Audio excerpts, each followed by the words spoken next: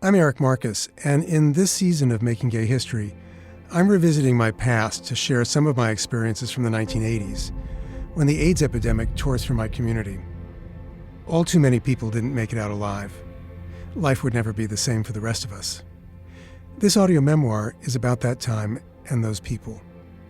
This is Chapter 5, In or Out.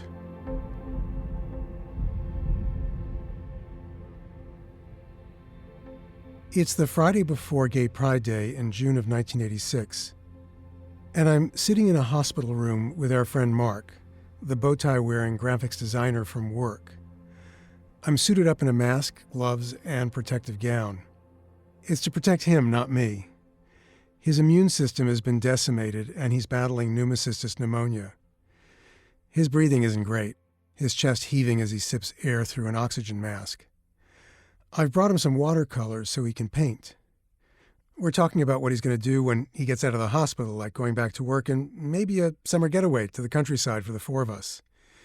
These are as much plans as they are daydreams. We've all become familiar with the hospital admission and discharge dance. One infection suppressed, live to fight the next one.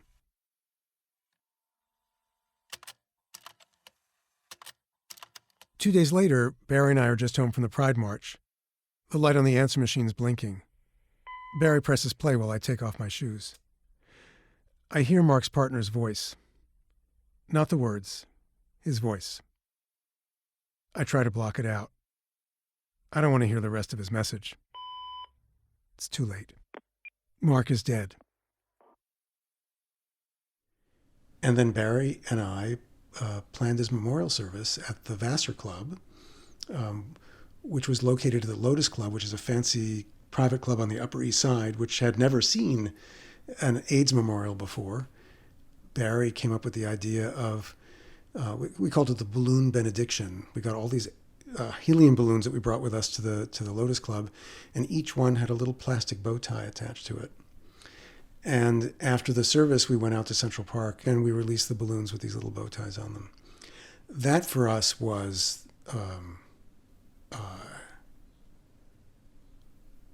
we couldn't say that it wasn't people like us at that point. I spent the rest of the year working like crazy on my book, The Male Couples Guide. Writing a guide to living together when so many around us were sick and dying was an escape for me. The book was aspirational. Let me read you the full title. The Male Couples Guide to Living Together. What gay men should know about living together and coping in a straight world. It sounds so vanilla now. But in that swirl of uncertainty and sadness, I wanted a textbook for living and loving, to build a bridge to a hopeful future. The book is based on interviews with 20 couples. I record them on my junky tape recorder, never knowing exactly what people were going to say, but astonished by how eager everyone was to share their stories. No one had asked them before. And I was all ears, hearing stories about how these couples met and how they navigated their relationships at home and out in the world where being an out gay couple was still exceptional. Listening back to those interviews 35 years later, they are so of their time. The sound of people finding their way, including me. Want me to start? Uncle, I'm 44, and we met about 8.5 years ago. And I was married at the time. But we went down to the bar and we were dancing things, and I suddenly stopped and grabbed this man and said, "Are you coming home with me or not?" Why not? He came home with me, and we had been together ever since. You know, I reached the point where I realized in my marriage that something wasn't right, and there was something that, you know, that was missing that I was looking for, and it turned out to be men. I could be a bitch on wheels, and I could be so hurt by that I'd look to hurt him back in some other subtle ways, you know, cut him up into little cubes and feed him to the sharks because of the hurt that I felt. But luckily, I wasn't playing those kind of games with him. This AIDS thing is just frightening beyond belief. I feel very healthy. I don't have a worry about it. That doesn't mean I'm not careful, but I don't have a worry about it. Justin has some worries, I think. Well, I don't. I think I'm just more cautious than he. I don't know that I'm so worried. I have friends whose sex lives have been totally destroyed by it. Imagine, feeling guilty enough about having had a little fling and then killing your lover with that fling. I guess the downsides have been over the usual things, have been over money and making ends meet. Tensions run high when you're short on cash, and you worry about things like that, and it's easy to get into a fuss. And you sometimes disagree on how to raise kids. It wasn't until recently that I met really long-term relationships, 15, 20, 30, 40 years. Well, hence my comment. The other problem with the lack of gay role models is that gay couples, because of the environment, frequently disappear. They're never heard from again. And they go off, to the age-old thing. If you're single, you live in Manhattan. If you're a duo, you live in Brooklyn. Or if you're a duo. And the new house will have one bedroom. Mm-hmm. And I'm What the hell? Yeah. Oh yeah.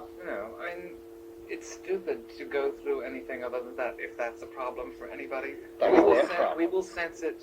No, it can be our problem. We will sense it, and that side of the house that is in effect the private side of the house will not be shown. You can't show up with your husband at a black tie benefit. That they're paying. Whereas at Vogue, anything goes. Well, see, that's the other thing. With him, it's totally different because on the reverse, he wears it on his hand because he's and he has my picture on his desk. 2 pictures on my desk. He has, he doesn't have to worry about that at all. Also, there must have been an assumption that if there's a problem, we're going to work it out. There haven't been problems. Okay. Amazingly enough, there have not been problems. I think that's an aspect of the fact that we're extremely complicated people and that we can roll around a little bit. Because in theory and in practice, we agree. Mm-hmm. We know what we want, which is we want to be together in the happiest possible way for the rest of our lives. And that we will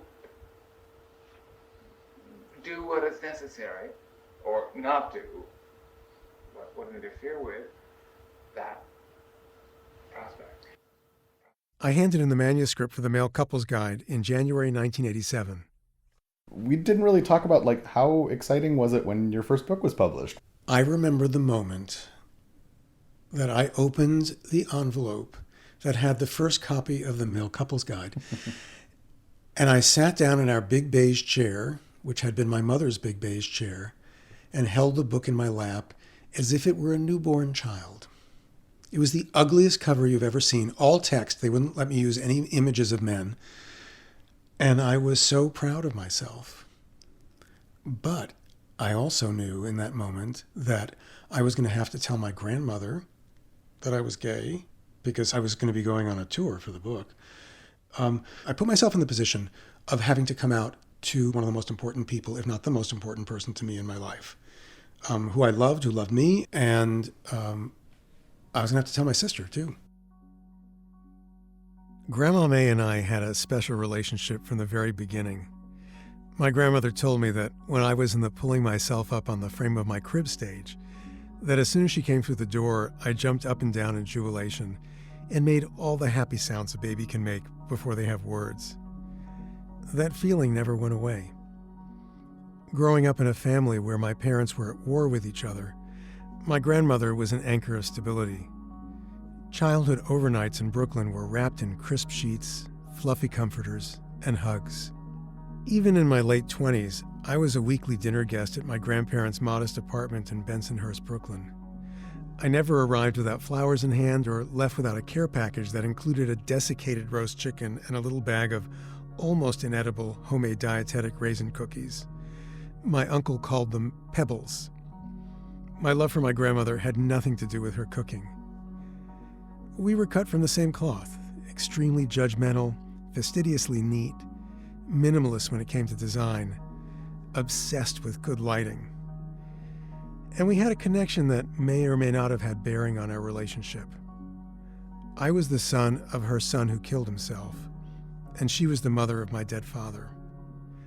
Whatever the connection, I loved her more than anyone who walked the planet, more than my mother, even more than I loved Barry. But I never told him that.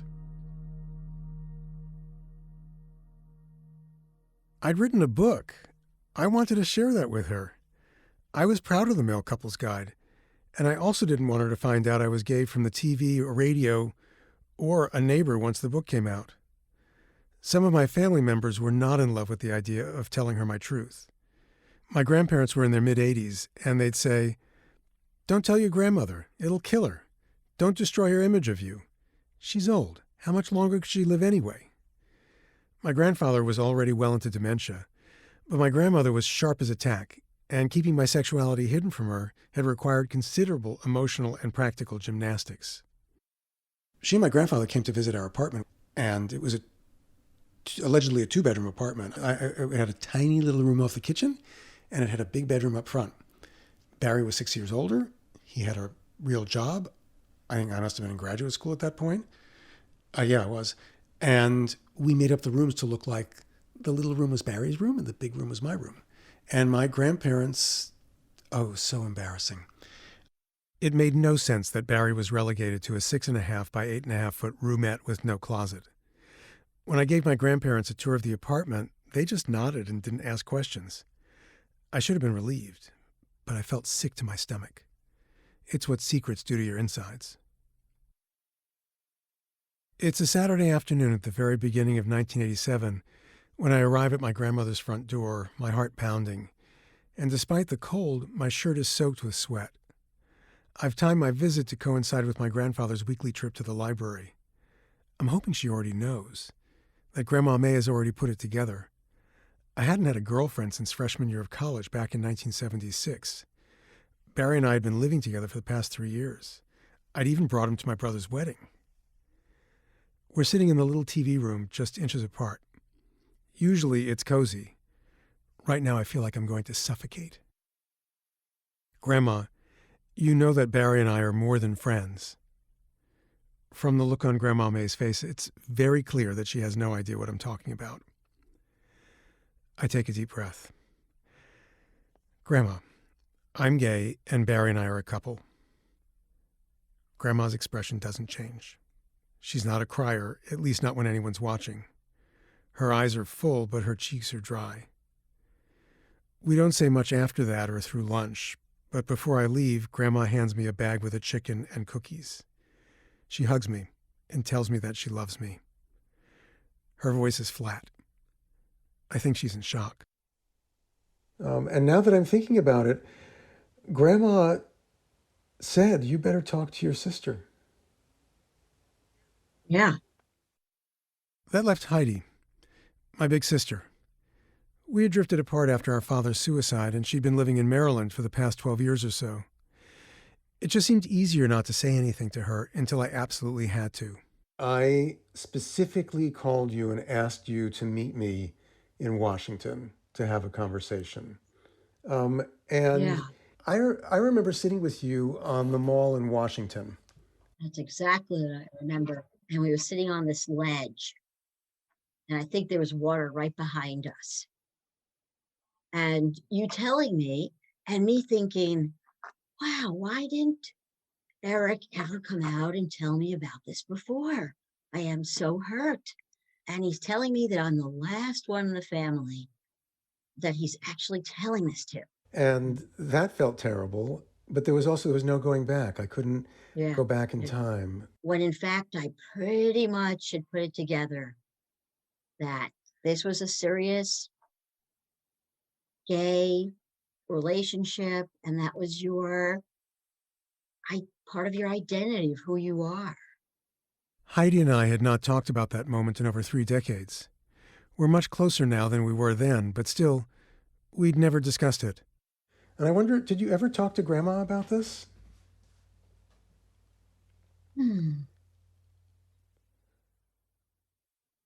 Not. Yes, I did.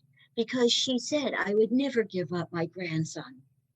I would never give up my Eric. So, she would never sacrifice that. So, yes. Yeah, she made a proclamation, a declaration to me very, very clearly on the phone that there was absolutely no way that any parent or grandparent should sacrifice and break that relationship. It's hard to put into words what that unconditional love meant, still means. I first came out to myself in 1975 when I was 16. In other words, I said to myself, although not out loud, I'm gay. It was another year before I said that to another person, to my little brother, Louis. And since then, I've come out more times than I can count, to family, friends, coworkers, strangers on planes who ask questions that require it. And it always scares me. Despite publishing books about gay life and history, despite hosting this podcast, coming out still makes me anxious. It's hard to unlearn the fear, to forget the pressure to keep quiet. But, and I know exactly how corny this sounds, Grandma Mae's enduring, fierce love has helped guide me through it all.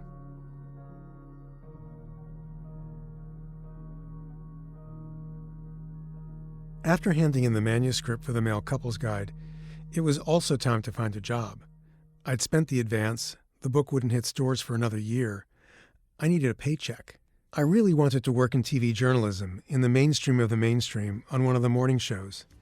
To my mind, Good Morning America was the mothership. My prospective new boss looked over my resume at the interview. He asked if I could remove any mention of the Male Couples Guide. He had no problem with me being gay, he said. He was gay and out himself. But he thought his boss might have a problem with it. At 28, I was going to be a published author. And now I was being asked to pretend it wasn't happening. But it wouldn't be the first time I'd had to hide my identity to get a job. What could I do? Reluctantly, I revised my resume, and I got the job. I dress up for my first day of work, tie in a blazer, and just about skip down Broadway to Good Morning America's offices. I was very excited. I get on the elevator with a short old guy in a suit. The doors close, and he asks, "Who are you?" I introduce myself and tell him it's my first day as an associate producer for Good Morning America. He introduces himself. He's the vice president for morning programming at ABC. My boss's boss's boss. Oh. What were you doing before you got hired, he asks. I want to tell him about my book. I hesitate. Then I say, do you want to know the truth or what's on my resume? He smiles. Why don't you come to my office when you get settled in and you can tell me? Day one, I haven't even sat down at my desk yet, and already the deceit's unraveling. I explain to my boss what happened in the elevator, and then go down the hall to the big guy's office and tell him about the book. I'd thrown my boss under the bus and made an enemy. Not a good move on your first day. But I just didn't want to have to pretend I was someone else, and I was angry that I'd been asked to. Ever since journalism school, I'd been warned that doing stories about AIDS or about my community could damage my career, and I didn't want to be accused of bias. But the epidemic was all around me. Every day at breakfast, Barry and I read the obituaries in the New York Times. We jokingly referred to them as the gay men's sports pages. Super dark, but it was a morbid ritual, tracing the contours of the epidemic in the death notices. Kind of like a 1987 equivalent of doom scrolling.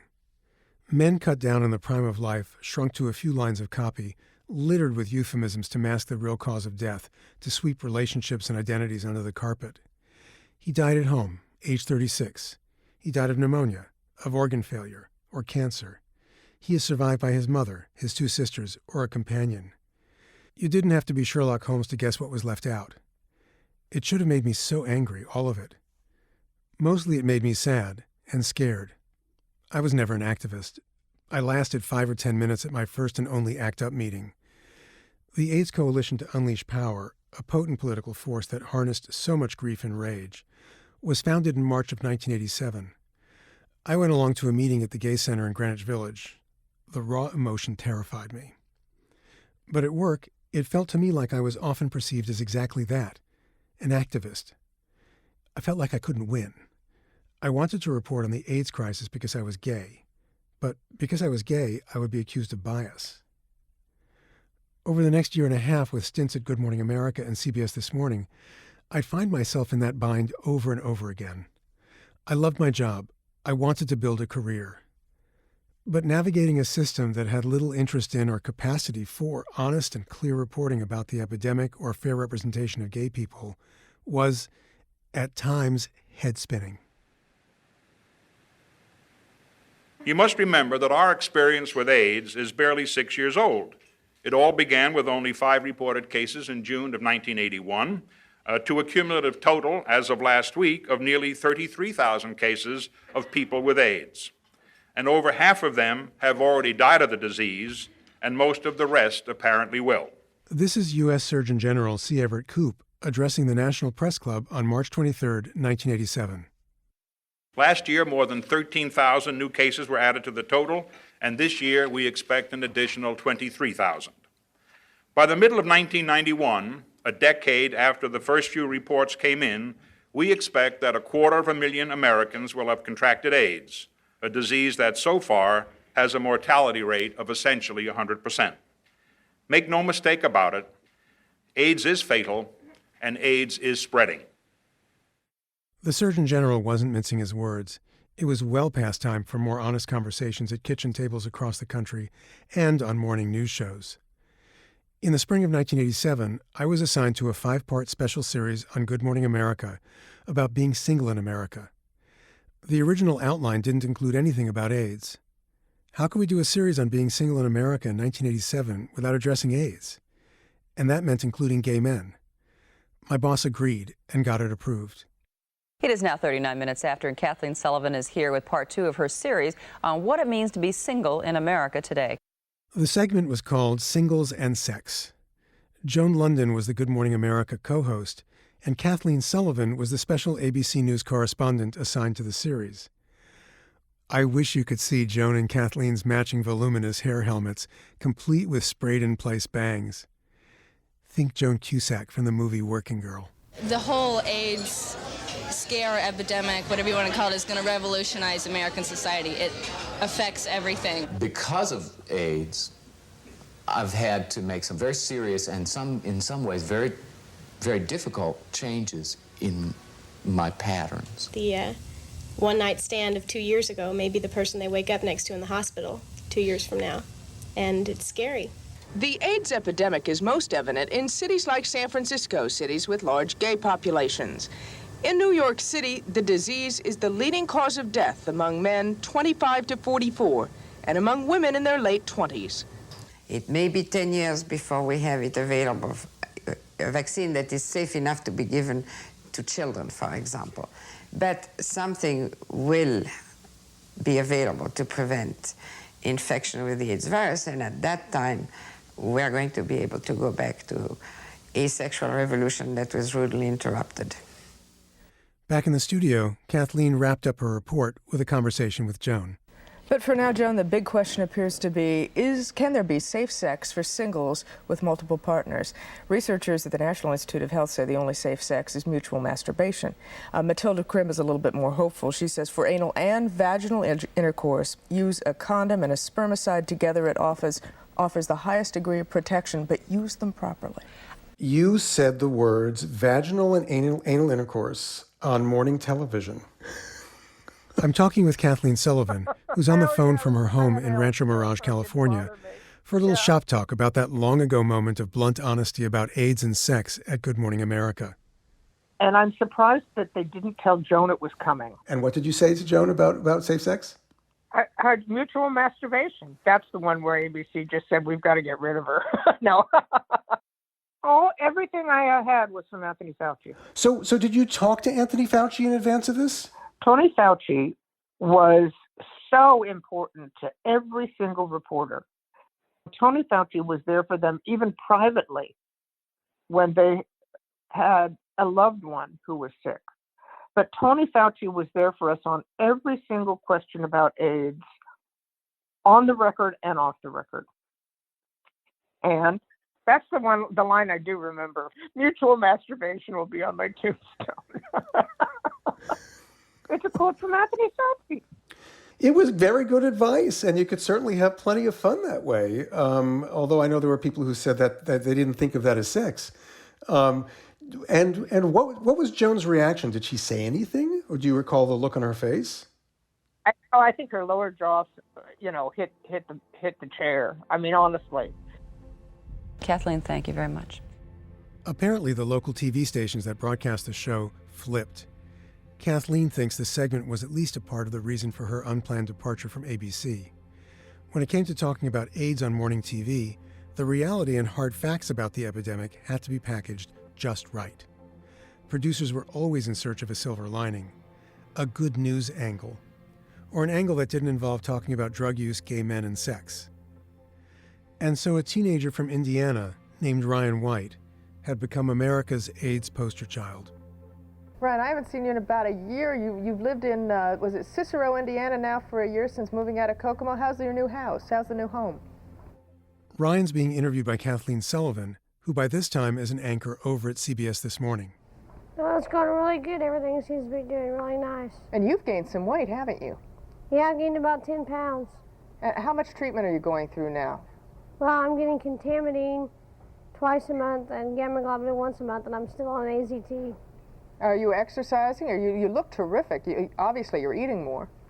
Oh, yeah, I'm eating a lot more, but I'm not really exercising. And are you that worried about getting, any kind of cold or any? I remember before, about 2 years ago, you were contracting colds and sore throats and had some hearing problems. Is that all better?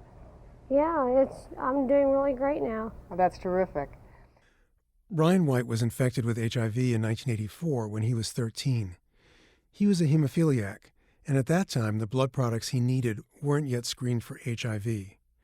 He recovered from an initial illness, but when he tried to go back to school in his hometown of Kokomo, Indiana, they told him he couldn't, out of a mistaken belief that he was a danger to the other kids. He was bullied, blamed for getting sick, accused of being gay, told that it was God's punishment. Ryan's family moved to a more accepting nearby community where he was able to return to school. He appeared before Congress to testify about his experiences. Celebrities befriended and championed him, including Michael Jackson and Elton John. Both Ryan and his story were irresistible. It's early 1988, and by now, I followed Kathleen over to CBS This Morning, after I too was booted from Good Morning America. I'm waiting for Ryan and his mother to arrive at CBS's studio on West 57th Street. It's not the first time we've met. We spent time together in Indiana when I was working on a profile of him the year before. It's really early, but he and his mother are nothing but gracious as I collect them from the lobby to usher them into makeup. One of my colleagues whispers in my ear, "The makeup crew is refusing to work on him. They don't want to touch him." We scramble and manage to find a makeup artist for a soap opera on the second floor who says they'll do it. We're getting dangerously close to airtime, so we have to take the stairs. Following behind Ryan, I can see he's struggling to catch his breath. I'm enraged and embarrassed. The poster child, they won't even touch.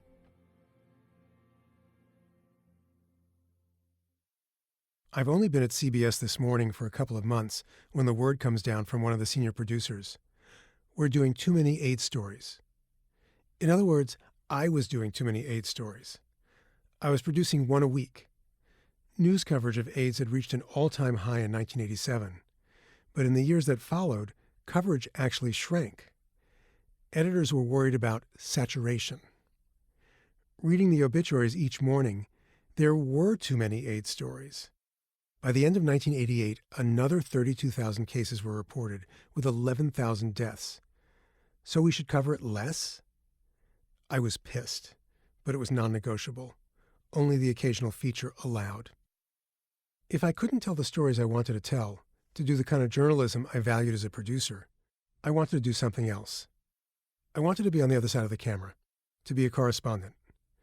I'd been secretly working on a demo reel in my spare time, and coworkers who'd seen it encouraged me to go for it. I managed to get an appointment with a CBS executive who made those decisions. If you don't ask, you don't get, but I was pretty sure I knew the answer. At that time, there were no openly gay on-camera correspondents on any national TV or cable news network. I asked the question what felt like 7 different ways. Finally, the executive gave me her answer. No, CBS would not put an openly gay correspondent on their air. Door closed. What is it they say about doors closing and windows opening? I got a call from an editor at Harper & Row about a book he hoped I might write. An oral history about the gay rights movement. He liked how I'd done the interviews in the Male Couples Guide. Wanted someone fresh to the subject. Could I write a proposal? CBS didn't want me because of who I was, at least not where people could see me. Harper & Row wanted me because of exactly who I was, valued the part of me that I'd struggled to accept and embrace, wanted me to excavate the history of a movement that had made it possible for me to have a partner, to be out to my family, and to have a job where I could be out, even if I was the only one and behind the scenes. I took a leap, left CBS, and spent the summer writing a proposal. There was no guarantee I'd get a contract, but I was confident that if I did a good job, it'd be accepted. My biggest worry wasn't whether I knew how to write this book. I was afraid of getting sick and dying before I could finish it. Barry and I still hadn't been tested for HIV. We decided when the test first became available back in 1985, we wouldn't get tested until there was an effective treatment. A bit of hope instead of an unqualified death sentence. Here's U.S. Surgeon General C. Everett Koop addressing the National Press Club again. It's our hope that we will have a safe and effective AIDS vaccine generally available sometime toward the end of this century, say the late 1990s. And that's about as optimistic as we can reasonably be. I hope you carry this information back to the people who write the headlines over your stories. They are frequently overstated and at variance with the facts presented in the stories themselves. But I want to say how much I appreciate what you have done thus far to bring to the people of this country the terrible problem that they are faced with AIDS. I think you've done a really magnificent job. But we're facing the same situation in regard to drugs. The only one we have now, AZT, provides some relief and even a few more months, maybe years, of life for AIDS patients with pneumocystis carinii pneumonia. But AZT does not cure anyone of AIDS itself. In October, the latest edition of Scientific American landed in our mailbox. It was a single-topic issue on AIDS. One of the articles was a study about AZT.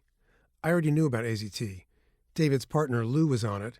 Our friend Mark was given the chance to be in a clinical trial, but his father, who was a doctor, advised him against it because the drug could kill you.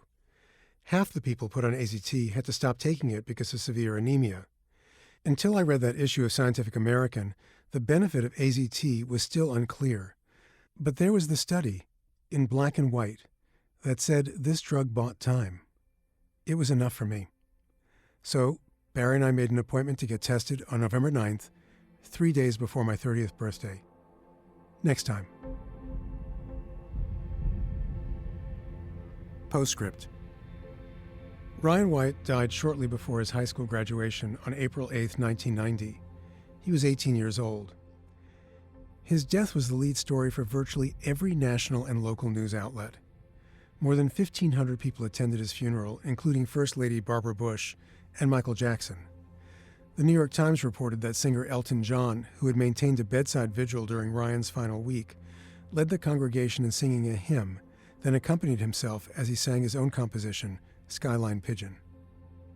The Ryan White Care Act, the largest federally funded program for people living with HIV/AIDS, was signed into law 4 months later by then-President George H.W. Bush. Even in the moment, it seemed more than a little bizarre that the program was named for a white teenager from a small town in Indiana, when AIDS disproportionately killed gay men, black women, and IV drug users in the nation's biggest cities.